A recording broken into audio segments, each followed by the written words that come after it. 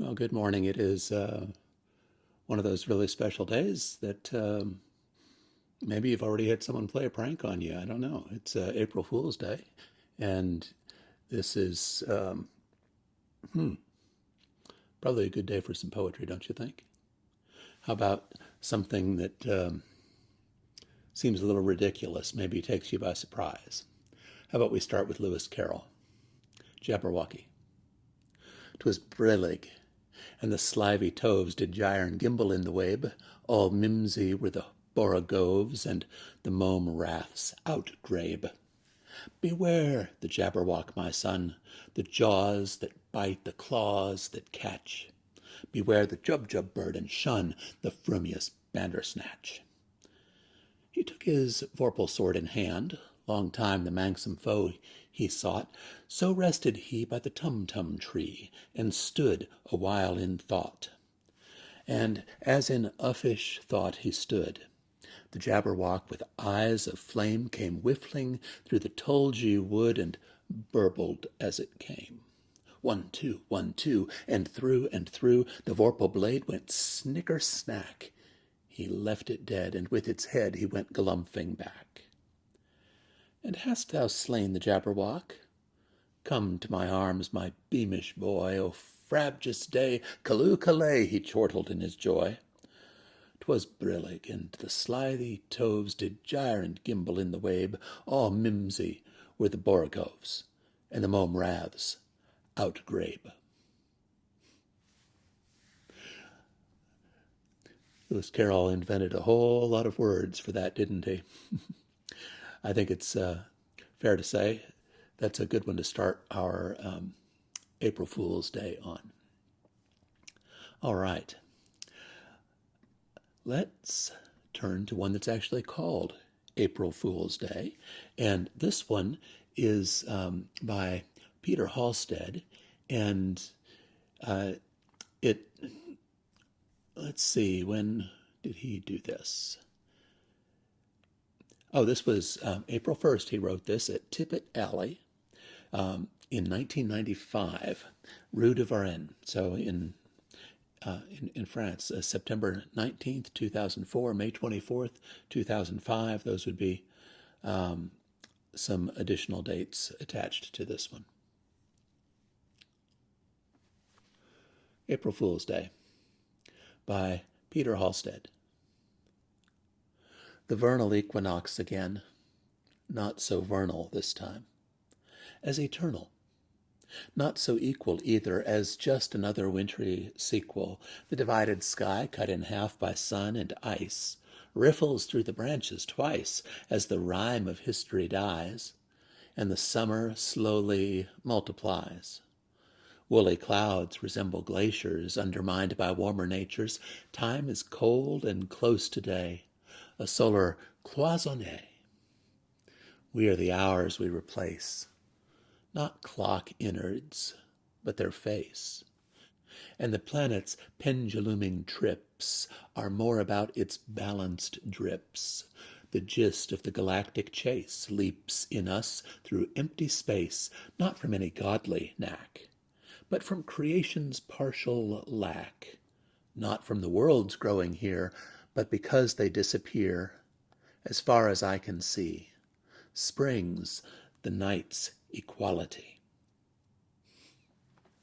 An April Fool's Day poem from the Adrian Brinkerhoff Poetry Foundation, and it's by Peter Halstead.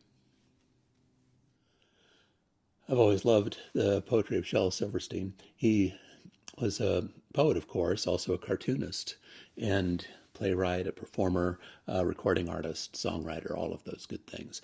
And he's probably best known for all of these wonderful books. You've seen the black and white cover, the white cover with the black line drawings on them. Just a wonderful, wonderful set of books for children's poetry. And it always, well, one of the things I love about it is that it doesn't sentimentalize children. He writes poetry that takes seriously the stuff that that we, when we were children too, are scared of, are passionate about, and he finds a way to write in their voice, and I think it's just, without infantilizing children, it's just marvelous. This one is called Sick. I cannot go to school today, said little Peggy Ann McKay. I have the measles and the mumps, a gash, a rash, and purple bumps. My mouth is wet. My throat is dry. I'm going blind in my right eye. My tonsils are as big as rocks. I've counted 16 chicken pox. And there's one more. That's 17. And don't you think my face looks green? My leg is cut. My eyes are blue. It might be instamatic flu. I cough and sneeze and gasp and choke. I'm sure that my left leg is broke. My hip hurts when I move my chin. My belly button's caving in. My back is wrenched, my ankles sprained. My appendix pains each time it rains. My nose is cold, my toes are numb. I have a sliver in my thumb. My neck is stiff, my voice is weak. I hardly whimper when I speak. My tongue is filling up my mouth. I think my hair is falling out. My elbow's bent. My spine ain't straight. My temperature is 108. My brain is shrunk. I cannot hear. There's a hole inside my ear. I have a hangnail. My heart is... What? What's that? What's that, you say? You say today is Saturday? Goodbye. I'm going out to play. It's from Shel Silverstein's Poems and Drawings. Originally appeared in Where the Sidewalk Ends in 2003. Benjamin Garcia says of this poem, we eat with our mouths, yes, but also with the throats of our eyes, ears, minds. Corporations pay huge figures to learn how to better hack our bodies to keep us buying more. Sometimes, especially in this alarmingly orange political climate, being alive can feel so grating that devouring another bag of chips while binge-watching a TV show with someone you love at the end of the day seems like the only activity you have energy left to do. I don't believe this is an accident. I wanted to write a poem that addresses my own complicity while having the lines feel like eating cheese puffs. Addictive, airy, crunchy, gone. In the end, it's you wiping away your own orange fingerprint. So, Benjamin Garcia's bliss point, or what can best be achieved by cheese, a.k.a. the other gold. Now that's the stuff. Shredded or melted or powdered or canned, behold, the pinnacle of man in a Cheeto puff. Now that's the stuff you've been primed for, fatty and salty and crunchy, and poof, gone. There's the proof. Though your grandmother never even had one, you can't have just one. You inhale them puff after puff after puff. You're a chain smoker, tongue coated and coaxed, but not saturated or satiated. It's like pure flavor, but sadder.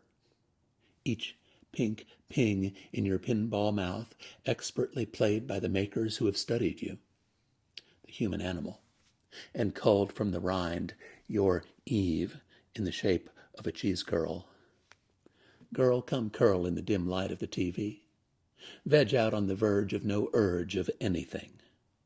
Long ago we beached ourselves, climbed up the trees, then down the trees, knuckled across the dirt and grasses and thorns and Berber carpet. Now is the age of sitting, so sit. And I must say, crouched on the couch like that, you resemble no animal. Smug in your snuggie and snug in your sloth, you look nothing like a sloth. And you are not an anteater. An anteater eats ants without fear of diabetes. Though breathing, one could say, resembles a chronic disease. What's real cheese? And what is cheese product? It's difficult to say. But being alive today is really like a book you can't put down. A stone that plummets from a great height. Life's a page-turner, all right. But don't worry if you miss the finale of your favorite show. You can catch it on cue. Make room for me, and I'll binge on this, the final season, with you.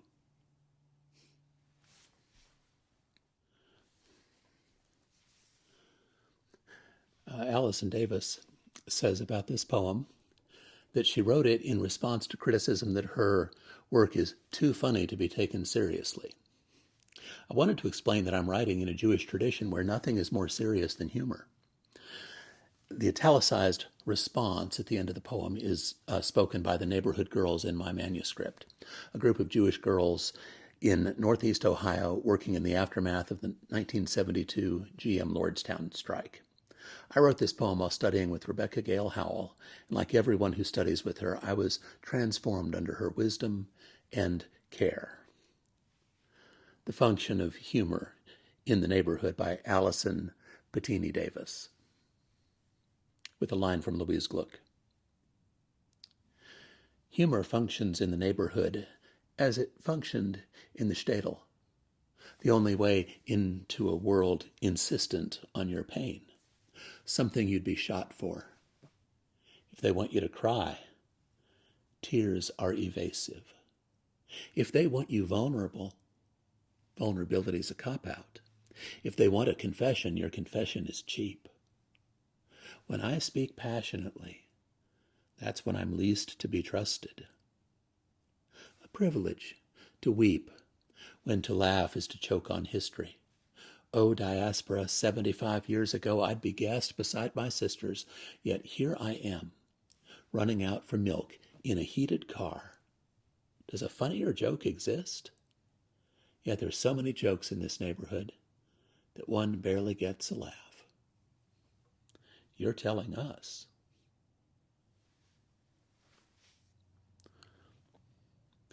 All right. Cristin O'Keefe Aptowicz is the author of several different poetry collections, and one of them is called How to Love the Empty Air, which was published in 2018. And this is one of the poems from that collection, and it's called My Mother Wants to Know If I'm Dead. Are you dead is the subject line of her email. The text outlines the numerous ways she thinks I could have died. Slain by an axe murderer, lifeless on the side of the highway, choked to death by smoke since I'm a city girl and likely don't realize you needed to open the chimney flue before making a fire. And if I do happen to be alive, here's a link to a YouTube video on fireplace safety that I should watch. Mom muses about the point of writing this email. If I'm already dead, which is what she suspects, I wouldn't be able to read it. And if I'm alive, what kind of daughter am I? Not to write her own mother and let her know that I've arrived at my fancy residency safe and sound, and then to immediately send pictures of everything like I promised her. If this was a crime show, she posits, the detective might accuse her of sending this email as a cover-up for murder. How could she be the murderer if she wrote an email to her daughter asking if she was murdered? Her defense lawyers would argue at the trial. In fact, now that she thinks of it, this email is the perfect alibi for murdering me, and that is something I should definitely keep in mind if I don't write her back as soon as I have a free goddamn second to spare. You've never treated your children like that, have you? Maybe you have. Maybe a parent of yours once did. I don't know. Anyway,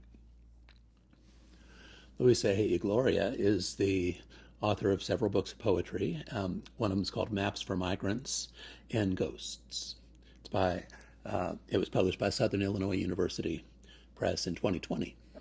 She was appointed the Poet Laureate of the Commonwealth of Virginia in that same year, and in 2021 she received an Academy of American Poets Laureate Fellowship. And this poem, it just has this marvelous title, and you just kind of have to read it because of the title. Ode to Tired Bumblebees Who Fall Asleep Inside Flowers with Pollen on Their Butts. Usually it's the males. Maybe they've gone out with buddies in their Lex, keeping their radar tuned for female bees as they move from sweet pea to mallow flower and snapdragon, gathering pollen in those hairy saddlebags called corbiculi. Maybe they have no place to return, or are lost, having gone too far from the nest. Maybe the empty football fields and elementary school playgrounds, long unmowed since our common isolation and teeming now with yellow dandelions, proved too much. Sweet alyssum, phlox, wisteria cascading heavy out of themselves, honeysuckle, and evening-scented stock, dianthus crowned with hint of cinnamon and smoky clove. Female bees will also burrow, deep inside the shade of a squash flower, the closer to the source of nectar, the warmer and more quilt-like the air. In the cool hours of morning, look closely for the slight but telltale trembling in each flower cup. There, a body dropped mid-flight, mid-thought. How we all retreat behind some folded screen, as work or the world presses in too soon, too close, too much. Well, Dorothy Parker didn't write just straight-ahead humor. She had a kind of scathing wit, and when she wanted to be critical of someone in her circles, or someone else, maybe not in her circles, but who probably deserved it, at least in her mind, she would write this kind of poetry that sort of comes at people sideways, and it's really rather clever in the way that she does this. This one's called Verse Reporting Late, Arrival at a Conclusion. Consider a lady gone reckless in love, in novels and plays. You watch her proceed in a drapery of roseate haze. Acclaimed as a riot, a wow, and a scream, she flies with her bow to Les Alpes Maritimes and moves in a mist of a mutual dream the rest of her days. In life, if you'll listen to one who has been observant of such, a lady in love is more frequently decidedly Dutch. The thorn, so they say, is revealed by the rose. The best that she gets is a sock in the nose. These authors and playwrights, I'm forced to suppose, don't get around much.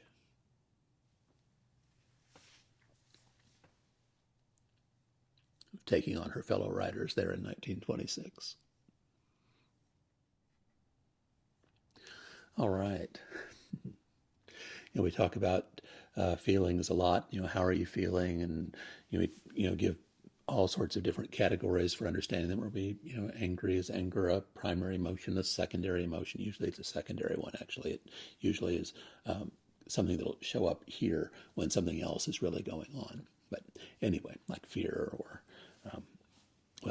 disappointment. But here's a poem that's not just asking about feelings. It's asking, who does this feeling belong to? And it's by Langston Kerman. It was published also very recently. It comes from Respect the Mic, celebrating 20 years of poetry from a Chicagoland high school, published in 2022. Who does this feeling belong to? By Langston Kerman. I'm nearly positive there are no other Langston Kermans on this smoking earth, certainly not in this neighborhood. How frightening to think there might be another who appropriates the prescription for my abscess, who claims my lost packages, who watches anime and sucks juice between his teeth the same as me. I am 32 years old, and I have never known anyone's heart attacks in the morning shower. No monoxide pumped into a closed garage, no true loss. Even my first dog lived to 17. She died quietly on a metal table, the family encircling her like a fleshy halo. Dearest other Langston, how many eggs have you cracked to find the yolk pecked with blood? All right, well, we've had a little Dorothy Parker. We should probably also have some Langston Hughes, don't you think? This one's called The Jester, and I think jesters are really extraordinary characters. They are the ones who can tell the king the truth without getting their heads cut off. The role of the jester in the court is often the one of being able to make people laugh, but also to be able to laugh at themselves. And that's a marvelous skill to have. Anyone who can make you laugh at yourself while telling you something you probably really ought to know and nobody dares tell you. We kind of lost that art along the way. We now just get to the point of telling people exactly what we think without trying to, without caring enough about someone to let them know that there's another way to think. We just kind of barrel on through. Well, that's not what the jesters did. And here is one of Hughes' poems where he recognizes that for much of our history, at least in America, the African American has been playing the role of the jester to the white. We who have power can't always hear how we may abuse it or use it badly. And sometimes it takes someone that we don't always respect. That's what the jester is, somebody who doesn't really have enough respect to take them seriously, who can tell us the truth, and eventually maybe we hear it. So there's a serious side to the jester. I keep a painting in my office of a clown, and it's a very serious-looking clown. It looks almost like it might be, it was painted by Georges Rouault in the early 20th century, and it's got these heavy black lines. He started out his professional career as a young man as a stained glass studio artist. He was repairing stained glass in cathedrals and such, and he found himself hanging out with a lot of working folks and people from the circus and from the bawdy houses and from the cabarets and such, people who worked hard for a living. And he really had a lot of respect for the clowns, he says, because they learned how to cry and make you laugh, and also to laugh through their own tears. The Jester by Langston Hughes. In one hand, I hold tragedy, and in the other, comedy. Masks for the soul. Laugh with me. You would laugh. Weep with me. You would weep. Tears are my laughter. Laughter is my pain. Cry at my grinning mouth, if you will. Laugh at my sorrow's reign. I am the black jester, the dumb clown of the world, the booted fool of silly men. Once I was wise. Shall I be wise again?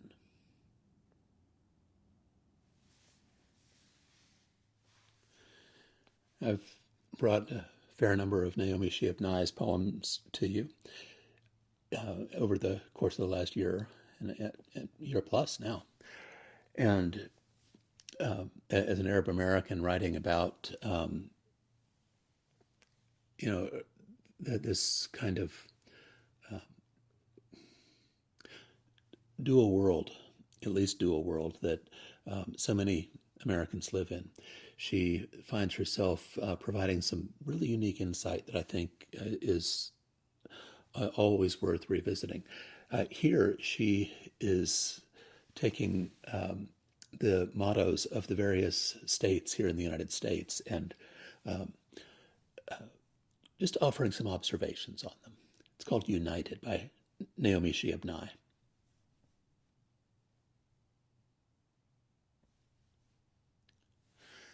When sleepless, it's helpful to meditate on mottos of the states. South Carolina, while I breathe, I hope. Perhaps this could be the new flag on the empty flagpole. Or I direct from Maine. Why? Because Maine gets the first sunrise? How bossy, Maine. Kansas, to the stars through difficulties. Clackety wagon wheels, long, long land in the droning press of heat, cool stars, relief. In Arkansas, the people rule. Lucky you. Idaho, let it be perpetual. Now this is strange. Idaho, what is your it? Who chose these lines? How many contenders? What would my motto be tonight in tangled sheets? Texas, friendship, now boasts the open carry law. Wisconsin, where my mother's parents are buried, chose forward. New Mexico, it grows as it goes. Now this is scary. Two dangling its. This does not represent that glorious place. West Virginia, mountaineers are always free. Really? Washington, you're wise. What could be better than by and by? Oklahoma must be tired. Labor conquers all things. Oklahoma, get together with Nevada, who chose only industry as motto. I think of Nevada as a playground, or mostly empty. How wrong we are about one another. For Alaska to pick north to the future seems odd. Where else are they going? Well, if you've ever worked in an office or worked for a large company, you've probably become very familiar with the kinds of surveys that will come out from somewhere in management, HR, maybe a leadership team of some kind, because they're wanting to try to get your opinion about how things are going, and trying to get a snapshot really of what's going on in the organization, how it overall feels. Well, you fill out enough of these and you start to wonder if anything ever comes of it. Every once in a while you see something that does, but it's something that a lot of us have in common, various places that we've worked. As a church pastor, I usually don't really, I haven't had as much experience with these surveys as people who've been in the corporate world for all of their career. The surveys that I'm accustomed to are the ones that happen over the coffee pot after the service. Sometimes just while a couple of people are working together on a project, and well, I usually hear it second hand, third hand, fourth hand, and that's kind of how we're people who like to offer our opinions. So here we go. Report on the most recent survey of morale by Carrie Shippers. We noticed participation has decreased. Though whether due to layoffs or malaise, we can't be sure. While the survey is anonymous, if you filled the comment boxes with "these questions suck" or "stop wasting my time," we probably know who you are. Especially if you mentioned your division, duties, and job description, and even more so if you signed your name. We're sorry you're suffering. But we doubt work caused your divorce. We're also dismayed by demands for better leadership. While you're welcome to select somewhat or not at all in response to "do you find management effective?" we'd like you to imagine how that makes us feel. Perhaps it was insensitive to ask which of your coworkers are seeking other jobs, but we really need an estimate. If you left that question blank, it's not too late to pass some names along. The news isn't all bad. Even with increased copays and deductibles, our health plan is a hit, especially for those with anxiety, depression, and insomnia. Although we can't eliminate long waits when contacting HR, you can now turn off the music while on hold. Widespread raises are impossible, but we found funds for better toilet paper, ice cream once a month. In the coming weeks, a new task force will form to brainstorm future questionnaires, as well as a cost-effective way to ease, if not eradicate, your pain. Though we're aware of some survey fatigue, this instrument was too expensive not to use. The next window for feedback opens soon. We'll keep asking what you think until your answers change. Of course, it wouldn't be a program for April Fool's Day if we didn't have at least something by Billy Collins. His poetry is some of the most some of the most accessible around, but he also has this really wry wit, and there are a few of his poems that I just have to go back to again and again, and this is one of them. It's called The Revenant. And you know what a revenant is, right? It's like a ghost. It's something from beyond. It's returning. So this one's called The Revenant. I am the dog you put to sleep, as you like to call the needle of oblivion, come back to tell you this simple thing. I never liked you, not one bit. When I licked your face, I thought of biting off your nose. When I watched you toweling yourself dry, I wanted to leap and unman you with a snap.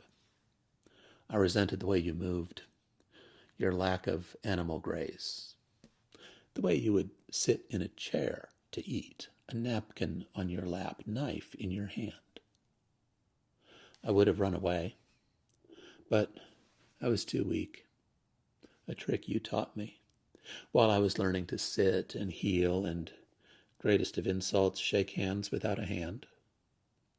I admit the sight of the leash would excite me, but only because it meant I was about to smell things you had never touched. You do not want to believe this, but I have no reason to lie. I hated the car, the rubber toys, disliked your friends, and, worse, your relatives. The jingling of my tags drove me mad. You always scratched me in the wrong place. All I ever wanted from you was food and fresh water in my metal bowls. While you slept, I watched you breathe as the moon rose in the sky. It took all of my strength not to raise my head and howl. Now I am free of the collar, the yellow raincoat, monogrammed sweater, the absurdity of your lawn. And that is all you need to know about this place, except what you already supposed, and are glad it did not happen sooner. That everyone here can read and write. The dogs in poetry, the cats, and the others in prose.